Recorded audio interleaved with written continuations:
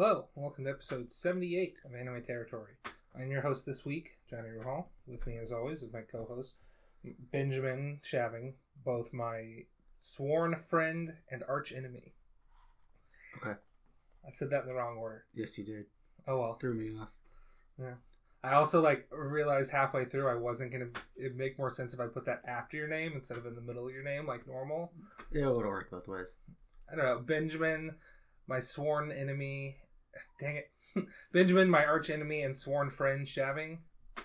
That's not what you said. No, I'm saying... Okay. I didn't say it in the middle, and that, threw me off. Because normally I go first name, what you say, or nickname, last name. So it would have been Benjamin, my arch enemy and sworn friend, Shaving. And that didn't seem right to me in the moment, so I said Benjamin Shaving, and then it, threw me off as to what I wanted to say. I still liked it in the middle. Okay. When I said it out loud, it seemed better than when I was freaking out halfway through saying your name. We're talking about Tatami Time Machine Blues this week. A show that I don't think people realize came out. It definitely took us. We were looking forward to it. Yeah. And we completely, weren't paying attention to it coming out. Well, I think one of the things was that it's on Hulu. Yes. And that's just something we, never use. It was supposed to be on Disney Plus as well, and then they, shifted it to Hulu. Because I was looking at its release structure. In Japan, it started airing on Disney Plus, and it was from what I could tell, it was a week-by-week show. Okay. And then, 4 weeks into it, they take the first 5 episodes, and they release it theatrically. Okay. And then, a week or two after that, they release the... Disney Plus has the finale release on the same day as episode 6. Because episode 5 is the finale. Episode 6 is an extra story there. So it's just man, this release was really weird. you had to watch episode 6 on Disney Plus. It was not part of the theatrical release, which I guess I get. Because it's just sort of a prequel. Which we should mention. We've covered... This is a spin-off, technically, an alternate universe, an AU of Tatami Galaxy. And did we talk about Night a Short Walk On Girl when we talked about Tatami Galaxy? I think so. Okay. We didn't have any episode about it, but I think this was the idea for doing this episode now was I recently rewatched Night a Short Walk On Girl. I'm man, I could really go for some Tatami Galaxy. Oh, wait. Tatami Time Machine Blues is out. Yes. We have access to Hulu. Because it's technically on Disney Plus now. Yeah. So it's okay, let's just watch it. So this is the same day that we watched it. We don't normally do that. But we watched it all in one evening because it's real short. It's an hour and a half at most. Yeah. Like I said, there's 6 episodes. The first episode is half an hour. Yeah. And the other 5 episodes are 17 minutes long. But this is going to be a weird... I know we always say this, we're going to mix things up. And then, we always, kind of fall back on we describe the show, and then we give our ratings on it. I will say we're at least going to give our ratings on it, but I don't want to describe the show. I want to describe the archetype of the show. And time travel narratives. Okay. But before we get to that, let's go ahead and give our ratings of this show. What are your spoiler-free thoughts? We'll keep this. I just think it's great. It's just really fun.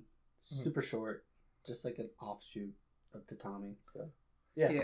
It felt like we were just watching more Tatami Galaxy. Yeah, which is what you want from it. I don't know if it needed to exist.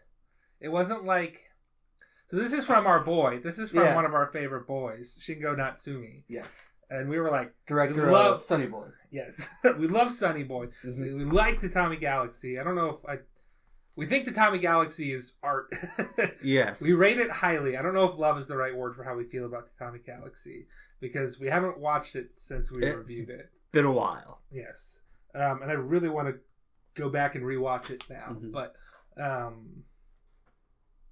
it's just very much okay, they're kind of doing the same. Tatami Galaxy, one of its praises is its animation. It's just take some weird turns, and there's like live action at times, or like weird, almost like real, like low framework stuff. And this has all that, but it's like, okay, but we already did that with Tatami Galaxy, and you're not like, you're not revolutionizing anything. You're just continuing what Tatami Galaxy did. Whereas I feel like when we watch Night is Short, Walk On Girl, they do a lot better job of like, okay, this has the same sort of vibe, but first of all, it's a movie, so its budget's probably way higher. True. The animation is just really beautiful in Night is Short, Walk On Girl. Whereas this one, you could tell, like, yeah, this is a sequel that they kind of use the same style, and it's like, okay, there's a couple shots. I was like, oh, that was live action. It would be like the notes would be make Tatami Galaxy again, not take this and make it your own. Yeah, exactly. Gotcha. So it's like I wasn't like blown away by anything, which I feel like Tatami Galaxy kind of and Night is Short, Walk On Girl blew me away. I know it blew away friend of the show, Alex, because that was the reason why I watched it. Because we just wanted to watch a movie. Me and him were hanging out, and it's like, you should watch this movie. And he's over there going like, what? Which is how you know a movie's great. Yeah. It's when somebody's reaction to it is, what the hell? What is this? Okay. I get that criticism, but again... But it also just feels like it's Tatami Galaxy again. Which yeah, is if great. this was just like tacked on at the end of Tatami Galaxy, I'd be like, yeah, it's part of Tatami Galaxy. They gave me more Tatami Galaxy. That helps with that is that it is so short. Yes. Yeah, it didn't drag it. It didn't overstay its welcome. Yes, I think if it was longer, it probably would have not worked as well. But since it was just this short, contained almost movie, I think I was fine with it being kind of super similar. Yeah, like it definitely didn't overstay its welcome. It also helps that it had a really tight narrative, which is why I kind of want to talk about the narrative structure without actually talking about the story of Tatami Galaxy. Okay. You could think of this whole thing as a long extended episode of the original Tatami Galaxy. I'm going to say that. Yeah. Because the original Tatami Galaxy, every episode is a different alternate universe from the previous episode. Or sometimes, in the case of like the last two episodes, they're the same continuity, but there's lots of alternate universes because he's just going to all the different infinite that episode is crazy. 4.5 Tatami bets. So this show didn't have anything like that. No. Where it's just like, okay, this is really culminating in some big idea. It's but like they weren't trying to tell that story. They were trying to tell it's a tightly knit time travel story, which is kind of hard to do. Yes. Well, in a lot of time travel stories, there's, I want to say, 3 types of this. Well, I was reading through an article before we started. It was like 8 types of time travel stories, but like they were talking about like, okay, there's also there were ones that I'm like, this is a different type of time travel story in that, like, okay, time loop. Yeah, it's a time travel story, but it's not really, you're not changing how we feel about time travel, fate and time travel as a structure, and the structure of the universe and the time loop theory. Okay. It's just like, hey, look how we really live these days. Time dilation stories, like, okay, that's... Is that Clockstoppers? No. Wow. Any time dilation stories would be Interstellar. It's a time dilation story. Okay. Where it's like, hey, time moves faster for these people because they're traveling they're traveling closer to the speed of light, sort of thing. So like when you have stories of like, yeah, I took this really fast spaceship and I was gone, and round trip I was gone for about a month, but 50 years passed back on Earth. Like that's a time dilation story. Stop playing with the chair. I don't want to stop playing with the chair. Anyway, should we get new chairs? Yeah, we'll talk about it. I might have some chairs. Okay. All right. Stay tuned, audience. I know a guy. I'm the chair guy. I mean, I like these chairs if we could just get them, like, redone, but nobody does that anymore. Yeah. Anyway, reupholstered. That's the word I was looking for. Yeah. So, like, I took that one out. We're not going to talk too much about time loop or time dilation. There's also, they talked about unstuck mind, which is, like, you can basically... unstuck mind would be Dr. Manhattan, where it's like he just can live out past and present versions of himself at will. Like, it's all the same. Mm-hmm. And then there's unstuck body, which is just this, for whatever reason, this body is outside of the flow of time sort of thing. There's examples. I don't remember. But anyway, I don't want to talk about those too much. The ones I want to talk about are, and I don't have good names. I don't remember the names of these. But there's Anything Goes, which is just like, hey, you travel back in time and you change the past, you change the future. Stuff like, the Back to the Future is like that. Okay. Where it's just like, hey, this is, you made a change. Things are changing. This is causing a ripple effect here. Which is not what this is. No. They are worried about that. Mm-hmm. There is a alternate branching path theory, which is what Steins Gate is. Basically, when you make a different decision, it creates an alternate universe, and the original universe goes on as is. Or, I guess, Steins Gate, the original universe didn't go on as is. Everybody's consciousness was shifting between them. Mm-hmm. Sort of thing, but it's the same thing. It's like, hey, here's alternate realities. There's still that reality where you didn't make that choice is still there. Mm-hmm. Which again, not what this show is. And what this show is probably the hardest to pull off is, closed loop. Closed loop, fate-driven things where it's like you cannot change the past. If you go back in time, you have always been back in time. Which, that's what Avengers technically did.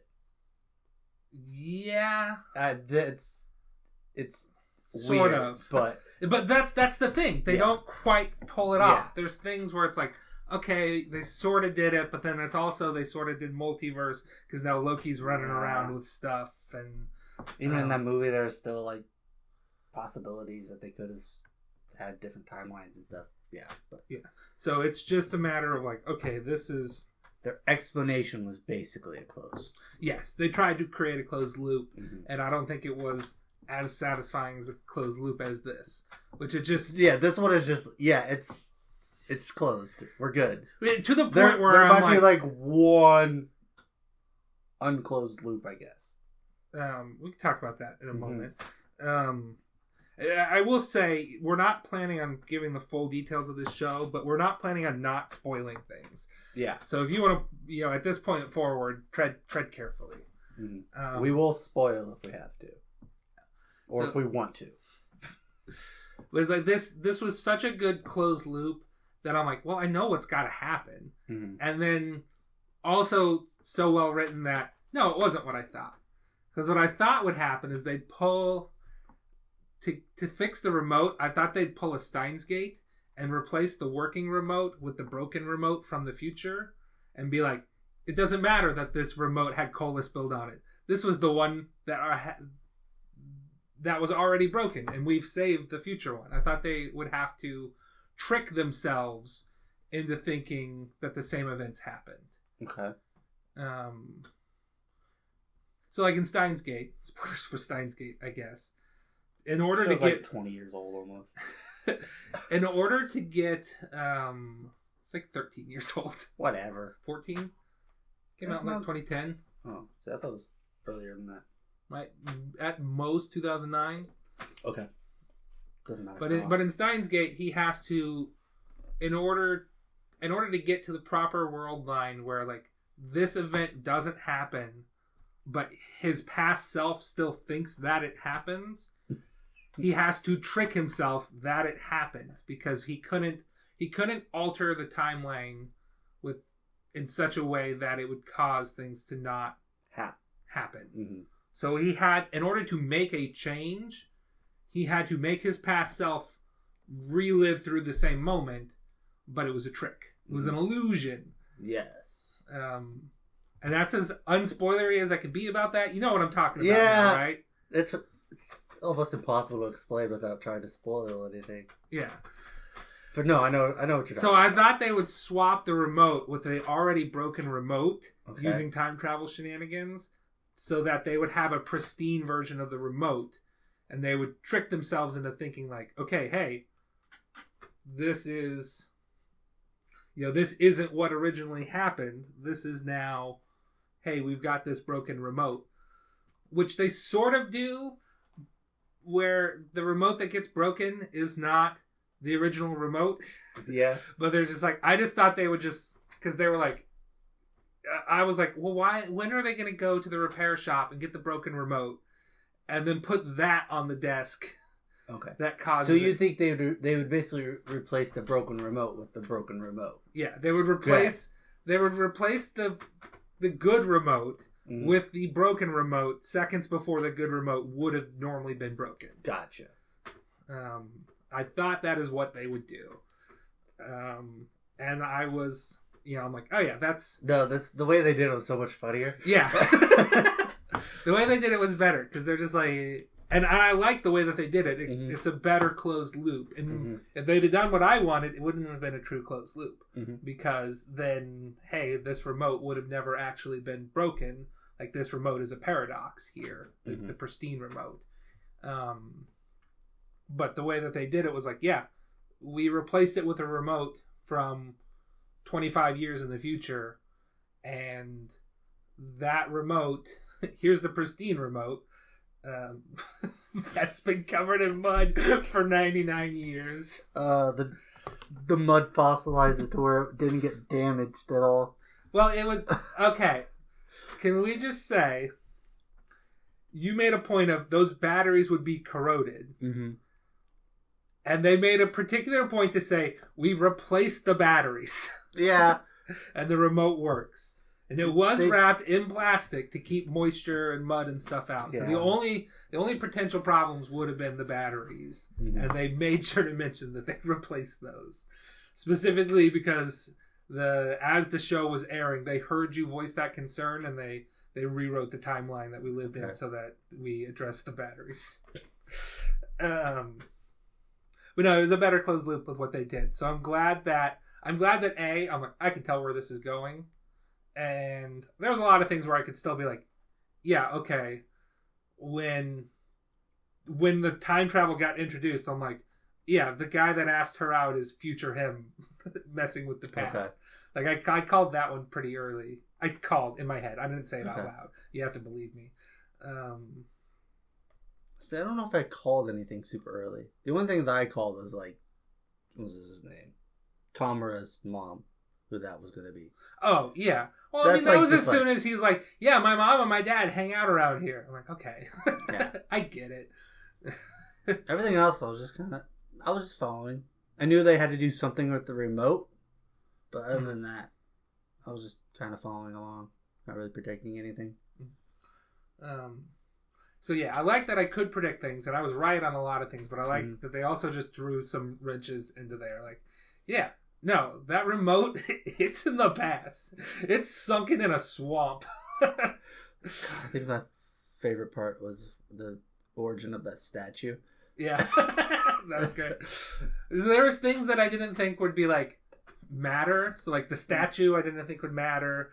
The dog, I didn't think would matter. Though I did write down my first note was, I like that puppy. That's my first note. Let's see. Yeah, but there's little things like that where I'm like, oh, that's gonna play a part. And like, oh, we're gonna have something come into play from 25 years in the future, and we're gonna have something come into play from 99 years in the past. There's something satisfying about a closed loop. Yeah, they just like solved. They did it. They got all the puzzles. Yeah, there's like no flaws.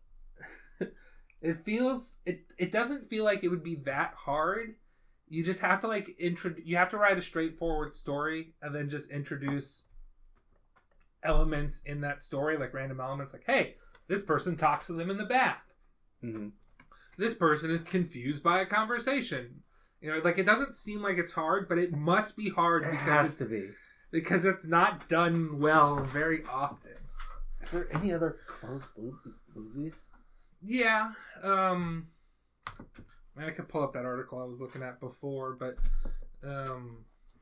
I know they do it. It's just a matter of how well they do it, if there's any loose holes here. So here we go. Types of time travel plots. That's what I Googled earlier. And so I've got this one dude's article, whose name, I should give credit where credit is due, Ted Atchley, assuming this isn't AI. Mm-hmm. The reason I say assuming this isn't AI is because on one of the things he gives an example is Ricky and Morty. Okay. Instead of Rick and Morty. Okay. It's like, maybe it was written by AI. Do you spell I-N or just N? Ricky. R-I-C-K-Y and Morty. That's not the name of the show. Another one that he had that he didn't mention was Seeing the Future. I didn't feel like that was a good enough time travel like thing. Man, what? Okay, so we have Harry Potter and the Prisoner of Azkaban. They sort of did a closed loop in that movie. Okay. 12 Monkeys. Haven't seen it. We should watch 12 Monkeys sometime. Put it on the list. They say Interstellar sort of has a closed loop in it. Yeah, kind of. They say Looper, but I don't feel like Looper. The one I just had thought in my head, but Looper has alternate. Looper's more anything goes. Yeah. Because I don't think, the future. I don't think that the future. I don't think Bruce Willis's life becomes Joseph Gordon-Levitt's future after the events of this movie. Correct. Well, yeah. Okay. Because in Bruce Willis's timeline, he just straight up killed his future self, got his gold payday, and tried to escape his fate. Mm-hmm. And because of that, when he goes back in time, he's not tied up and he changes the course of things. Yeah. So they might eventually do something to sort of close some loops, but there's still things that change. Yeah, that's not a closed loop because the ending of that movie is definitely different from the beginning. Yeah, it's not a well, and I guess I don't know. We don't necessarily need to begin for it to be, in my eyes, a closed loop. It doesn't necessarily need to begin as a. So you don't think it doesn't need the opening scene and the ending scene don't need to be the exact same scene? No, I'm talking about the characters have.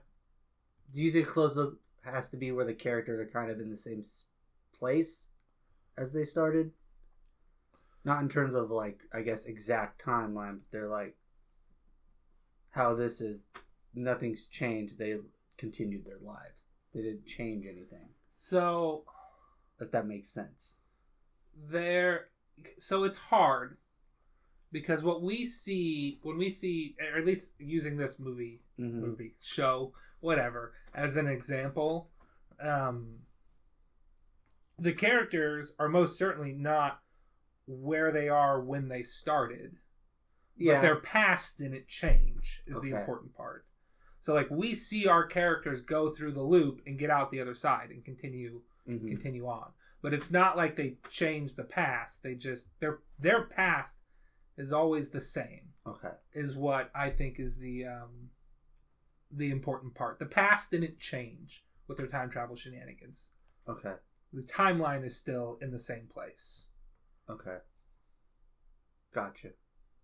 Because they end up where they start. We start, Yeah, I didn't mean an exact where they start that. Yeah. I just meant, I guess, more of they didn't change the future or anything. Yeah. Anyways. But yeah, there are. They also say Terminator and Terminator 2 are closed loops. I don't necessarily. That's not quite right either. Honestly. I haven't seen them. From what I know of the Terminator movies, which is a big blindside in both of our movie watching stuff, is that it is not a closed loop, but it is a the idea of Well, wasn't the idea of Terminator 3 that... Because, again, our favorite podcast, yeah, Check. they just covered it. There's So a cover all of our Terminator knowledge 3. is based on that.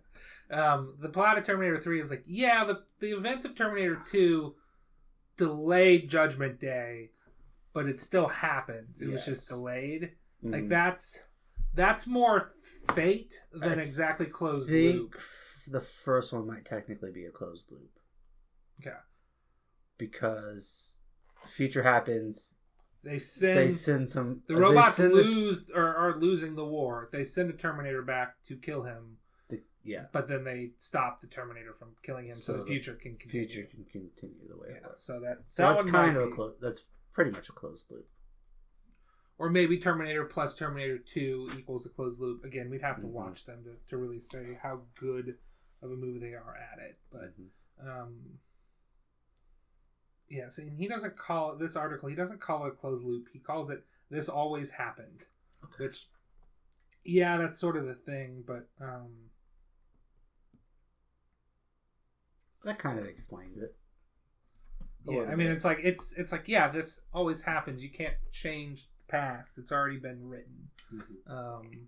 It's more, it's more like, it's sort of like an argument. If time travel were real and we determined that you can't change the past, it'd be a pretty strong argument for fate being real and destiny being real. Like, yes, what's going to happen will happen no matter what. Uh-huh. Which, I mean, this show talks about at the end. They're just like, hey, yeah, it's like... life is predetermined. Like, it's the beginning of the book and the end of the book are always there, but we don't know where it's going to go, so it's still an endless possibility. So, hard to say. But I definitely think it's the hardest to pull off, but when it pulls off, it's the most satisfying. Yes. Because it's just like, yep, all the blocks are lining up. There they are. They closed it. They did it. No differences. And then the most frustrating is when they almost close it, but it's like, nope, but there's one change. And you're like, what? So is it does nothing ever change, or can things change? Oh, I think there's something like that where like it's a closed loop, but then there's one thing that makes it to where, this changed it. Maybe like Flashpoint stuff sometimes. Maybe. Flashpoint stuff is normally an excuse to reboot the universe anyway. But like when they fix Flashpoint stuff, it's like, things are back to the status quo, but this is slightly different. Let's see if I can remember. I feel like there was something where it's like, close enough. Futurama did that once when they had the forwards time machine, and what's the word I'm looking for? They realized that when they reach the end of the universe reboots and the exact same things happen again. And when they end up, they're like, everything is the same except for the world is like 3 feet lower than it used to be. Does it? So they're like they use that ends the paradox of them, like, because they crush their former selves to death or whatnot. It's like, all right, spoilers for Adventure Time. Not Adventure Time. What's that show called? Regular Show. Maybe. That's kind of like at the end they like destroy the universe and then it resets itself and then it happens again. It keeps resetting itself. Would that be? Well, I don't know if it actually resets itself, because Rigby's like, wait a minute, we've been here before. We've done the power. I don't remember the exact episode. Did the whole universe change, or was it more like hey, wait a minute, we're being tricked here? Because eventually they're like, we've done this episode before. We've done the power episode before. Yeah, I forget. Space Dandy did that. In the Space Dandy, they're like, and the universe reset, and this time there's no narrator, and this time Space Dandy is into legs instead of the booty. Like, but the regular show was always, was it Pops and Evil Pops would always. Oh yeah, they would they would always reset the universe, but this time around they didn't reset the universe. Yes. So, but I don't know if I don't know if that universe constitutes as like time travel. That's not really time travel though. I mean, it sort of is. It's time loop, which again we kind of said we're not going to talk too much about. Okay. I'm just trying to think of the time travel stuff I've watched. Yeah. Now I've got another thing to talk about while you're looking up that, which you kind of already mentioned part of it, and I wanted to bring this in. So this, you mentioned this before we started recording, and I'm like, I'm going to talk about this. Okay. So this was originally a novel. Tatami Time Machine Blues was originally a novel written by the same guy who did Tatami Galaxy. Okay. But when the novel was written, he's just like, yeah, I took a movie/play called Summertime Machine Blues, and I basically rewrote it with Tatami Galaxy characters. Okay. And that's what this show is, or the novel that the show is based off of. Was basically they took a movie called Summertime Machine Blues and they just remade it with the Tatami Galaxy characters. It's kind of like when the Muppets took Manhattan. No, with the Treasure Island. Okay. It's just like, yeah, we remade this, but with Muppets characters. Yeah, we remade this, but with Tatami Galaxy characters. Yeah. But at the very end of the last episode 6, the main character, who by the way does not have a name. Yeah. He's referred to as either I or Watashi, which is I in Japanese. It's one of the ways you can call yourself. Mm-hmm. They have lots of words for I. They got lots of pronouns. He basically says like, yeah, and our events that we did on this actually ended up inspiring another B movie called Summertime Machine Blues. Oh, so I'm okay. like, wait a minute. Did they just imply that the movie Summertime Machine Blues is based off of the events that happened in Tatami Time Machine Blues, but the Tatami Time Machine Blues is based off of Summertime Machine Blues? Okay. So I just like that's a little loop that they did there too. Gotcha. Which is not really like a time travel loop, but a chicken or the egg loop sort of thing. A catch-22. More of, I would say, Easter egg. Yeah. But I think looking through, briefly looking at the beginning of the plot of Summertime Machine Blues, I'm like, yeah, I think it's about a fan remote instead of an AC remote. Okay. And I breezed through I just like skimmed the plot of that movie. It's like, this basically sounds like the same thing. Yeah, I think we need to watch it. Yeah, add it to the list. All right. You realize every time you say add it to the list, I'm not actually adding it to any list, right? Okay. We do have a list, but there is a list. We just don't write anything on it. And we don't watch anything off of it either. If I win next week, we'll have one off. Yeah. Yeah, if you win our movie night next week. We have a randomized movie night, in case people are confused by that statement. Mm-hmm. Where the people in it pick different movies, and then we'll roll a dice to determine whose movie we watch. I mean, that's kind of... This might be a short episode, but that's really all I had to say on this. Short series / short movie, short episode. Would you have preferred it in more of a movie setting? I think it would have been the same to me. Okay. Because it's not... I don't think we would have benefited from watching this week to week. No. I think we benefited from watching it all at once, because then we can just kind of be like, oh yeah, I remember that piece. I mean, like, I guess, would it have enjoyed our viewing experience if there were small details that we had forgotten about because we had to wait a week before we watched the next episode? I would say no, because I would just get mad about what I missed or what I forgot. And I'm really bad at forgetting things. Yeah, you are. So I would have just... I mean, I think you mean you're really good at forgetting things. Yes. So I already forgot. So yeah, I think I would have had to definitely watched it in one sitting. Especially when it comes to like time travel stuff. Yeah, I just don't know if things would have like hit the like, oh shit moments if we'd be like, I forgot about the fucking shampoo. Okay. Which, to be fair, the brand of that shampoo I think is taken straight from Summertime Machine Blues. I think it is, yeah. I saw the name of the shampoo when I was skimming it, and I'm like, okay, this is where I'm stopping. This is just it. But I'd be like, I don't know, would that have impacted more if we were like, oh, I forgot about that. That's right. There were those people there. See, for me, I don't know. I think thinking of it as if it was just a movie, I don't know if how much the editing would have changed, if any. I just feel like there wasn't. You couldn't tell me where one episode ended and another episode began. I don't think. Okay. So you didn't really matter. Yeah, I don't think it would have mattered to me. Okay.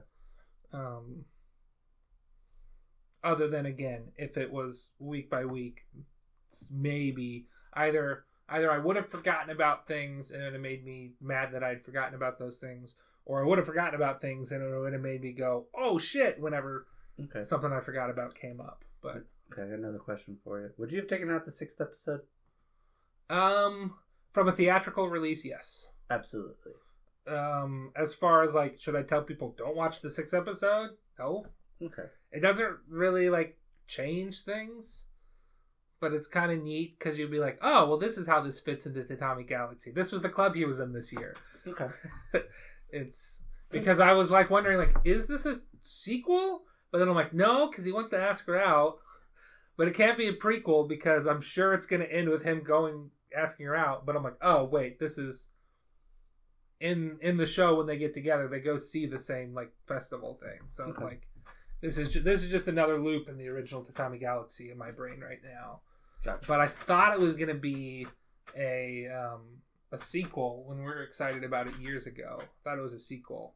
They'd be like, oh, cool. I think I remember reading it wasn't going to be a sequel. It was going to be like a different story. Yeah. I don't know. It definitely was not a sequel. But I thought I remembered hearing that it was watching Sunny Boy being like, this guy's awesome. And then it's like, shit, he's going to do something in the Tatami Galaxy universe? Sounds awesome. All in all, Shingo Natsumi did a good job. It didn't blow me away like Sunny Boy. It didn't blow me away like original Tatami Galaxy, but it's well worth a watch. Again, just a really good time travel. Solid plot. Mm-hmm. I just kind of wish they had done something to really blow my mind. But all in all, it's just enjoyable. I'd probably watch it again if I'm like, yeah, you want an example of a closed loop? Here's a quick closed loop you can watch.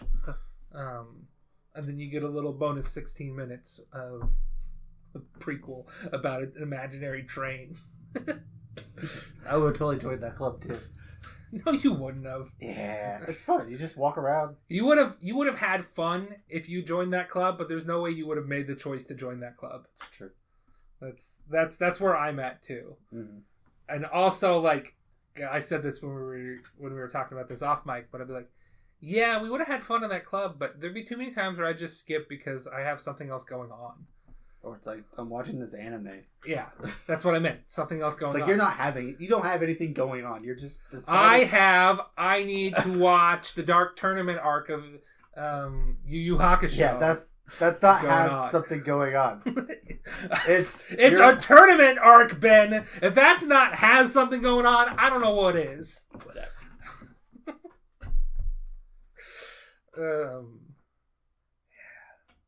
Well,